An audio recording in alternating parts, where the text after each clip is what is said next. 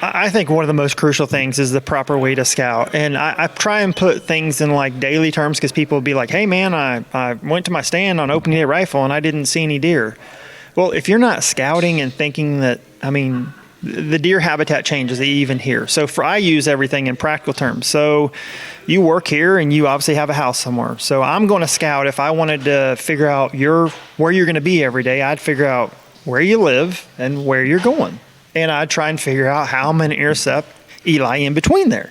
And the deer is the same way. I hope people don't figure that out. Well, that's very true. They'll try. Yeah, they will. But you're trying to do the same thing. So this idea of I'm just going to go set in a stand that I've had for 20 years and be successful. Now if you're just looking for meat, that's possible. But if you're looking for a quality mature buck, they have principles. They have just a pattern, just like we all do as we get older. Like, hey, I like to get up at this time. I drink coffee. I sit on the couch. I watch the news or whatever it is. You kind of have a pattern, and they do. So you're trying to figure out, all right, majority of the time they're going to bed here. And when they get out of their bed, they're transitioning to here. Now, how can I get in to intercept them without them knowing that I'm there? With a rifle, it's obviously a little easier because you can back up. With a bow, they just have this instinct that they just know that you're there. So it's just a matter of being precise on everything. So the scouting really is one thing that I think that we overlook the most. But the scouting, if you do it even as a family with your kids and you're teaching your kids, it can just be just a huge learning tool. Using binoculars, how to use them the right way, just setting up on a ridge top. And not only just for the deer that you're teaching your kids, hey, now son, that's what a fox looks like in the wild. That's what a coyote. Now here's the ducks that are coming out or turkeys. And it really can not just be your scouting just for deer, but you can scout in the fall for deer and be like, I had no idea that we had this many turkeys. So it can be for multiple species and you're just looking at one at the time, but it can actually help you be more successful in every game that you're pursuing. That's part of the sport. Then it's nature watching, it's learning, it's biology, it's all of those things. And I think that's what's lost on non-hunters, people that have never experienced it at all and think, oh, I would never do that. All they imagine is the 20 seconds leading up to taking game. They don't think about the fact that almost no one is more reverent to wildlife and nature than a hunter who studies it and appreciates it, and then therefore when he takes game has a way more in-depth feeling toward that experience because he's lived it. Right, exactly. So when we come back from the break, we'll break down maybe some specifics on how to scout, how to become better at scouting, and the other 4 on the Gun Shop Show.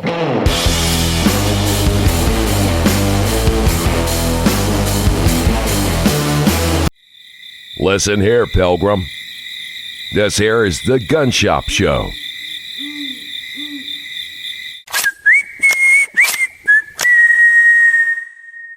Welcome back to the Gun Shop Show. We're here with Brad Ganaway from Pro Outfitters, and we're going to leave you with some very practical ways to become a better hunter.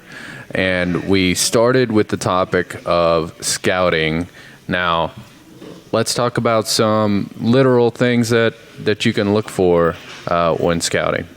A couple of things. One, I think that if you're scouting that are crucial is obviously good binoculars, a spotting scope, and then the use of trail cameras now. Man, with technology that you can set a trail camera up and get all those images from your phone is really just, that's amazing intel. And now the quality of cameras and the price points are so low that, you can put out, 8, 9, 10 cellular cameras for, $100 a camera and get all the intel that you need sent right to your phone, which we talked about scouting early.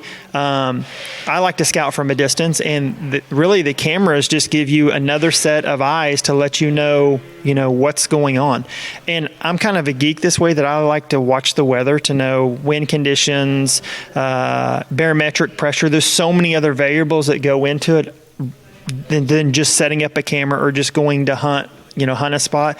That's one thing that I, try and pride myself on is not just going out and hunting, because I think that's part of the fun, but figuring out why am I hunting this spot? And why is this spot going to be productive? And why is it going to be good? And a lot of those is because that's what questions clients have asked. Hey, you're putting me in this stand. Well, why am I hunting here? And it doesn't mean they're questioning you, but some can be hunters that are new and others that are just trying to get more education. Like, hey, can you explain to me why I'm hunting this spot? And you'd be surprised how many guys are like, man, I didn't think of it that way.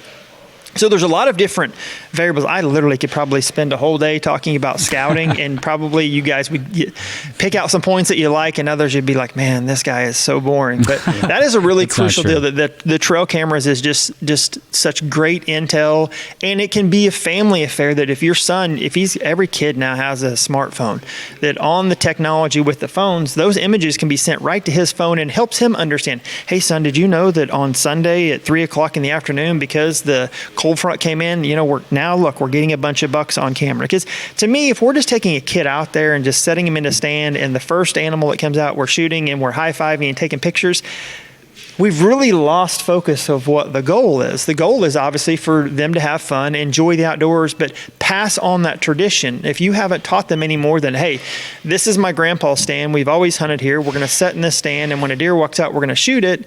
Well, that's great for a kid that's starting out, but you want to, as they get older, challenge them and be like, where they're coming to me and like, well, Dad, well, look at it. There's 5 bucks, but now are those other 3 bucks? They're smaller, right? Yes, son, those are 2.5-year-old bucks. If we can, let's try and harvest one of these older bucks. Well, visibly, they can see that. To where you're telling a kid like, hey, we're only going to shoot an 8-pointer that comes in.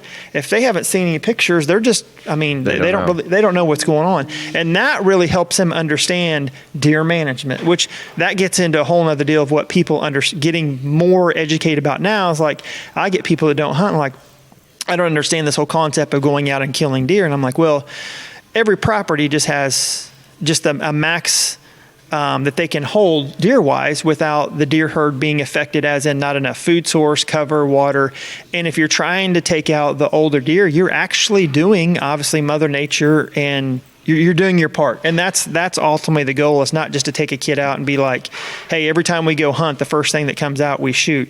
It becomes fun because the kid learns patience and learns the biology of knowing, hey, that is a young buck and he's only a year, 2-year-old buck, he's going to become more mature.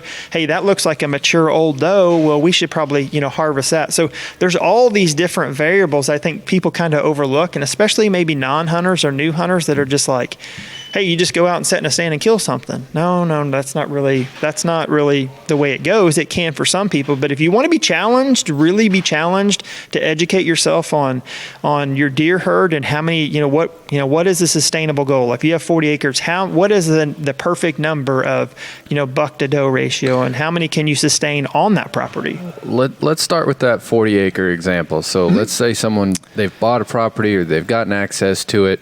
Let's presume they're the only hunter with access to this property. They step onto it. What's something physical? Where's the first place they should head or look for? Well, obviously, if you have timber, that's where the deer are going to be. If there's any kind of food source, whether that's acorns, whether that's a cornfield or agriculture field that's on the property or something close. And then I do a thing we just call speed scouting, which means we take as many cameras out, we put as many cameras on that 40 acres and immediately take intel. What are we getting? And really, from a management standpoint and an intel standpoint, within a few days, you can figure out, oh, wow, we have a lot of deer.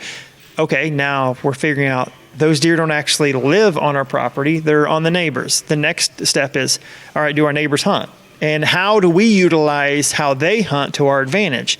Where you can be like, oh, right, okay, so they only rifle hunt and I archery hunt. So I need to make sure that if I'm going to harvest a big buck, that I need to make sure that I'm doing my intel and making sure that I'm going to be able to harvest a buck before, rifle season to where the neighbors are hunting. Or vice versa. We have all the bucks that are on our property, but how can I get to the stand location of where they're at without the intrusion factor? Because especially mature bucks, man, as soon as they know that a human's there, they can feel that presence. So that is a crucial part of just knowing how to get in and out of your stand location without boogering the deer, so to speak. Well, I know we could talk about scouting for a long time, but I want to make sure we get all 5 ways to become a better hunter. So what do you have next on your list, Brad? Previous episodes and more available at gunshopshow.com.